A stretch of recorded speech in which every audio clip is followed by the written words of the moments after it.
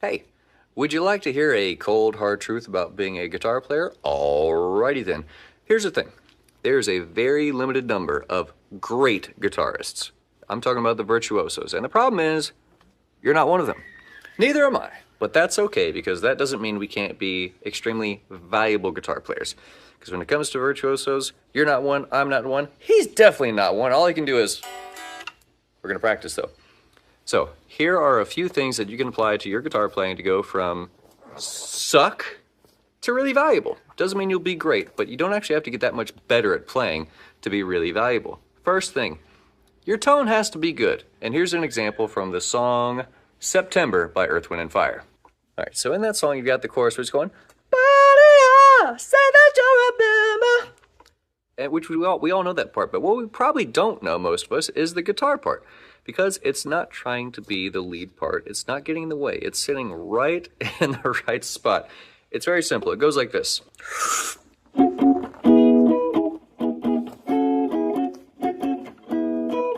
That guitar part is great because it serves the song and tonally it is just right. If you're looking at like an EQ spectrum, you've got your kick drum at the bottom, mostly.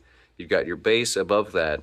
You've got your vocals somewhere like mostly 1 to 2K, but there's a spot that the guitar is going to own that's yours. And that's what that guitar part does. That guitar part is not in the way of the vocal, it's not in the way of the bass or the kick or the keys or the horns or anything. And that's what makes it great.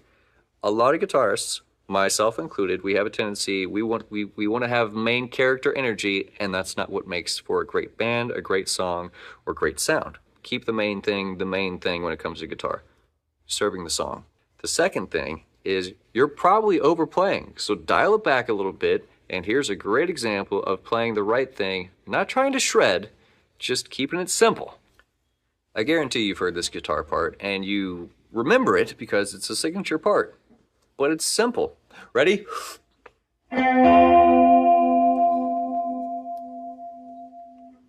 That's it. That is a great guitar part. You don't have to be a great guitar player to play it, but it is a great musical choice, okay? It's out of the way of the bass, out of the way of the kick drum, out of the way of the vocal. It gives space for things to breathe so that the vocal can shine through. Because whether we like it or not, fellow guitarists, I love you, I love us. But most people, they're paying attention to the vocal, they're feeling the kick and the bass, and it's our job to be like the cream filling, the cherry on top, the candy, okay? And we can't overdo it or we're gonna mess it all up, okay? A huge principle of being a valuable guitar player is knowing when it's your turn and knowing when it's your spot to back somebody else up. So here's a great example. The guitar player for most of the song Beat It by Michael Jackson, everybody knows the Van Halen solo, but the rest of it is done by Steve Lukather, who is Toto's guitar player. So we all know this part, which is a signature part. But what does he play when Michael Jackson starts singing? You ready for it?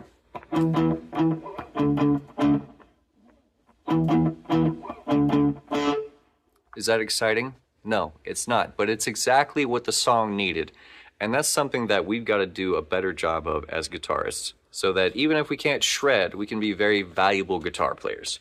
Another example from Steve Lukather is the song Rosanna, by the Toto song Rosanna. Da-da-da-da-da-da-da-da, Rosanna, Rosanna. You know what he plays in the verses? He goes...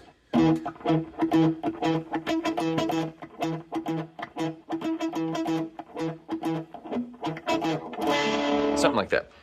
But the thing is, what he's playing is so simple. It's because it's the singer's turn right there. It is the singer's turn, not the guitar player's turn. Now later, he blows our minds. He rips a solo just right off the dome, from what I understand. that is just amazing. He plays some stuff that I've been playing for 23 years now, and I'm not even close to being able to play what he does there. But you can do this. You can go... You can do it in a tone. Don't play it too hard. Don't turn up the treble too much. Don't turn up the presence too much.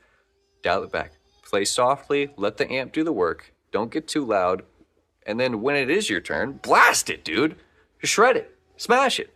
But if you want to be a If you want to be a valuable guitar player, you got to fit within what the rest of the guys are doing. And this applies to every genre. Whether it's a super clean tone, like a disco thing, metal, hard rock, jazz even. Jazz, like you listen to jazz guitarists, they are out of the way because the horns got to do their thing, the bass is going to be walking all up and down, and it's got to be great. So that's the thing. Look, you can be an extremely valuable guitar player without being able to shred at all. Your timing has got to... Who does that? Your timing has got to be good. Your tone, it doesn't have to sound great by itself, but it's got to fit within the mix. You got your own spot sonically that you can sit in. Get out of the way of the kick, get out of the way of the bass, get out of the way of the vocal. You can find your own spot. And I've been in a studio. I've been the problem before. I was in a studio in 2009 in Nashville, and the engineer was a guy named Billy Decker. Billy Decker, you know Billy. But Billy's mixed like 30 #1 songs out of Nashville. Look, you'll meet him soon. But we were mixing a song. He was mixing, I was watching because I'm trying to learn. And I thought my guitar tone sounded great, and it did by itself. And then I watched him absolutely gut the EQ. And then he turned it down. I was like, dude, what the heck? He's like, well, got to make space for the vocal. And that's just one of those things that you got to live with as a guitar player. You can't always be the main, the main character. You can't have that main character energy musically. Bring the attitude on stage, but you got to lay back when it's time and then jump forward when it's your turn. Lay back when it's time for the vocal and jump forward when it's your turn. That's just part of it. By the way, just a personal example that I love. A good friend of mine is Clyde. Clyde from the Commodores. Walter Clyde Orange. You probably know him from singing Brick House.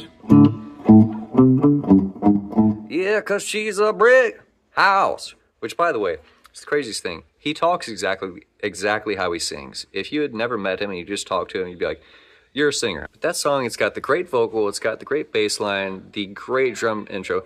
Boom, boom, boom. Awesome horn parts, signature parts. But the problem is, when you get to the chorus, what do you think the guitar is playing? You think it's something amazing? Nope, but it's playing just the right thing. It goes.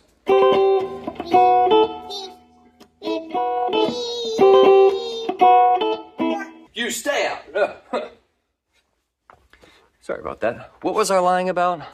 Yes, principles of guitar playing. So, a few things to just wrap it up.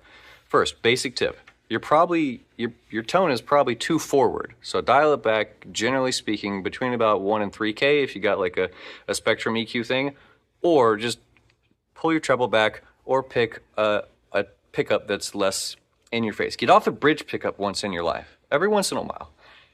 The second thing is don't strum so hard. Most of those guitar parts that are great, they're really not strumming that hard, and it gives a nicer tone, generally speaking. Let the amp do the work, play a little softer. Also, your choices of guitar parts, they need to be based not in what you think is going to sound badass by itself, but based on what the song calls for. My dad used to be Chuck Berry's bass player, and what he's been preaching to me since I was 5 years old, he goes, play accordingly.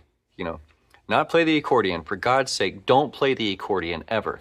Some people play the accordion while they're talking. I don't want to see that. But play accordingly. Play what the song needs. Don't try to overplay because you think it'll sound cool. Don't play with your ego. Play what the song needs. Sometimes that means playing one note. Sometimes it means absolutely shredding. Sometimes it means on your acoustic playing, really strumming it hard, all 12 strings. And other times it means not playing at all for just a moment. And as guitar players, you've got to have the wisdom to know, when is it my turn to shine? When do I need to back up the singer, back up the horns, back up the bass? Or when do I need to just be quiet for a moment? Sometimes that's what you got to do, but you got to make those choices. You don't have to be a great guitar player to do any of these things, but you got to make those smart choices. And again, these are things that great players, great artists and musicians have taught me, and I've just been lucky enough to be hanging around them and paying attention.